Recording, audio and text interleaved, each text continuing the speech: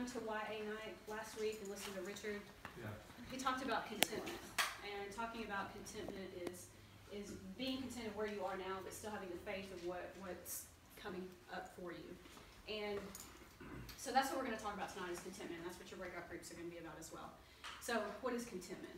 It's a spirit of happiness, and it's a spirit of satisfaction. Yeah. And I think most of us would think, oh yeah, I'm pretty content. You know, I'm a happy person, and I'm satisfied in life. But are you really? We can learn more about contentment when we look at Paul. Paul knew a lot about contentment. He went through a lot of stuff, right? And he said, you know, I've had very little, but I've also had plenty. Yeah. But I've learned that the secret of contentment is that I can do all things through Christ who strengthens me. Amen. And that comes to, every decision that he made, he went to God first. Mm-hmm. Seek first his kingdom and righteousness, and all things will be added unto you. I don't always do that. I don't always seek God for every move that I make or every action that I perform. So that tells me I'm not living in a state of contentment. So tonight I want to tell you a story about of discontent. And this is a personal story for me because it's a little bit about my testimony. About 4 years ago, I was in a walk where I thought I was content with God, and I thought that he was leading me and doing things, and I met a boy.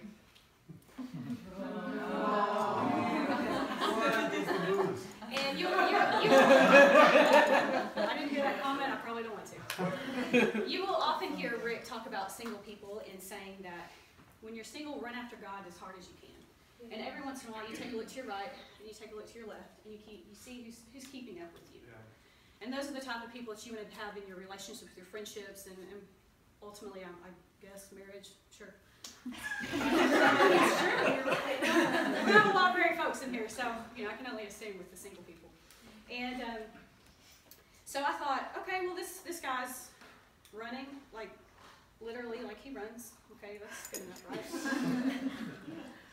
And so through this relationship, it was filled with a bunch of red flags from God. And during that time, I made excuses. I swept things under the rug. I justified actions and words and things, and ultimately this relationship came up as an engagement. So we're going to get married. Awesome. And so we go to our first premarital counseling event, and I would not say it went well, because afterwards, later that day, I get this text message full of all this confusion and like what's going on and all this and that. And long story short, the engagement abruptly ended. And following that, I subconsciously chose a path of depression coupled with anxiety attacks that I've never experienced before. And I thought, my goodness, what am I doing? What's going on in my life? And so I had this immediate conviction from God that this relationship was full of idolatry, and it was full of lies, even just withholding truth from my friends, and it was just an unhealthy relationship to be in. And after that, I went into a valley. Mm-hmm. Anybody been in a valley? Mm-hmm. Yeah. So I was in the valley. I dug under the valley. Mm-hmm. And I went even further. I was in the valley below the valley. Like, it's dark there, and it's not a fun place to be. And I was not content in who I was as a person before that relationship, and I was definitely not content as who I was a person after that. And I'm so lucky that through this ministry that I've been in, whether it's a short time or a long time, be encouraged. You will find friends here. Mm-hmm. And God has blessed me with some great friends who are very similar to me, where I'm going to tell you the things that you don't want to hear because I love you. Not because it's the easy answer, or because it's the things that you want to hear. And so God has given me those same kinds of friends. And so I'm talking to one of my friends one day, and he said, Lynette, you more in love with this guy, or are you more in love with the idea of being married? Mm. Oh my gosh, what a kick in the gut. Mm-hmm. And I was. And if you were to talk to most people and ask them, what are your hopes, what are your dreams, your goals, your ambitions in life, most people will probably tell you it's some kind of career-driven dream. You know, I want to be this, I want to do this, I want to go here. That's not my dream, that's not my hope. The only thing I've ever wanted, I just want to be somebody's wife, and I want to be someone's mom. Mm-hmm. But God hasn't given that to me yet. And so I have to find this moment, how can I be content?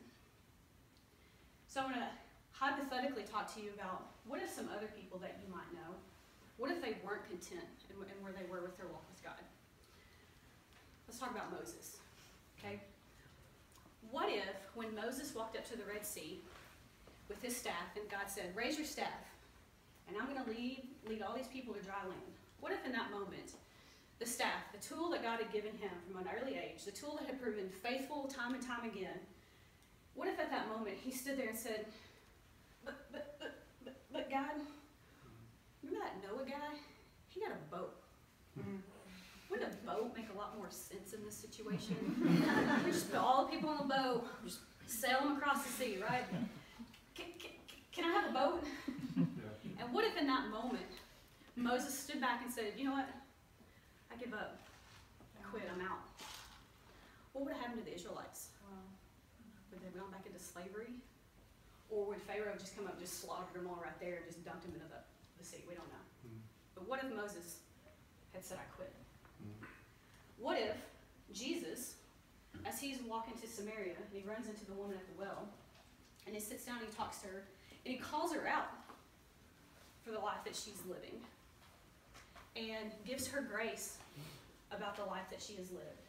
And he says, all right, now go into the city and tell these people what you've learned. And what if she said,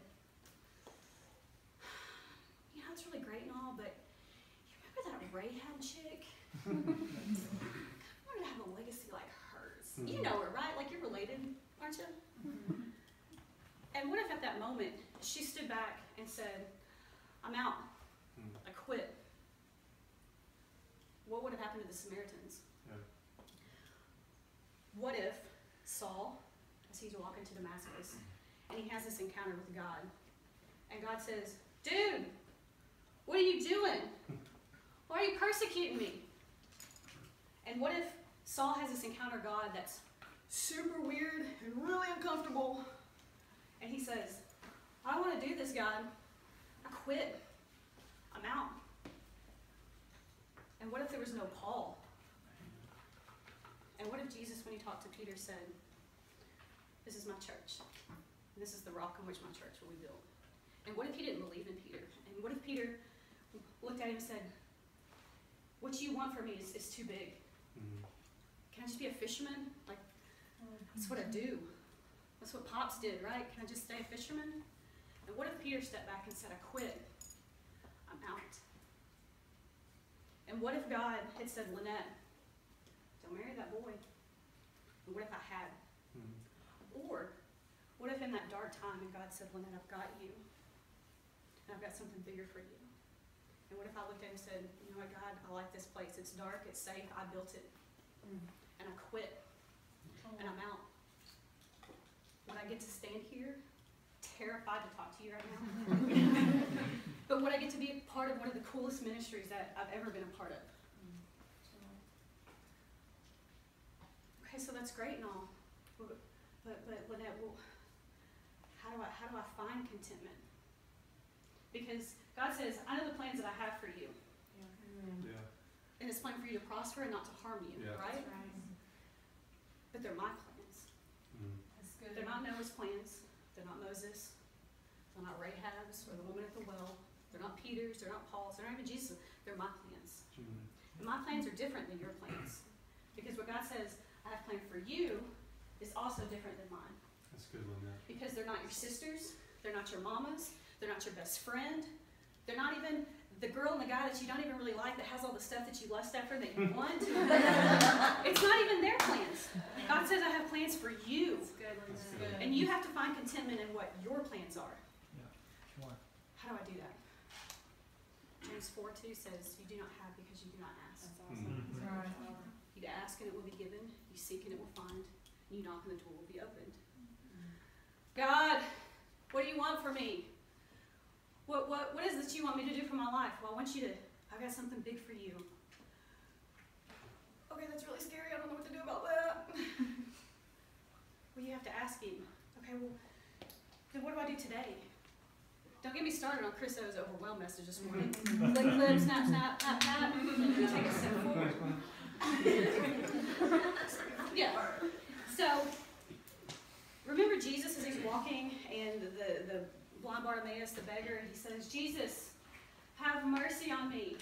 And Jesus walks up and says, what do you want me to do for you?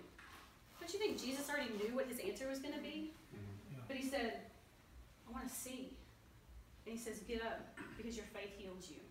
Amen. So you ask God, how do I do this? And he says, I have these big plans. You say, those are too big for me. Well, then you say, how can I serve you today? Yeah. How can I be your hands and feet today? Mm-hmm. How can people encounter you through me today? How can I wake up and be your servant today? So tonight, when you break out in your groups and you think about these things, I want you to be honest. I know it's weird because it's the first time here and you're like, holy crap, where does this message come from? Think about it today. Think about it tomorrow. Take it with you. Be honest with yourself. How can I, what are the things that I struggle with? What do I trust God with? Solomon tells us there's a season for everything. There's a season to laugh and cry and build things up and break things down. There's a time that we grieve and a time that we dance. But right now, this is your time. And this is your plan. And you have to find your contentment in what God wants for you today. So good. Not what he wants for you tomorrow. We don't even know if we get tomorrow, right? That's right. So how can you serve him and being content in what your plan is that God has for you today? Can we pray? Mm-hmm. Heavenly Father, thank you so much. One, that this is over now. But Lord, I pray that tonight as we come together, I pray that this message resonates in the hearts of people that need to hear it. And I pray that there's no fear and that there's no condemnation and that people are bold and that they stand out in their faith and they say, you know what? This is where I struggle and I'm tired of this. I don't want to do this anymore. I do want to serve you today. And so, Lord, I just pray that conversation tonight is fruitful and that it's spirit-filled and that people will just have a better encounter with you after today. Lord, we just thank you so much for what you do. In your name, amen.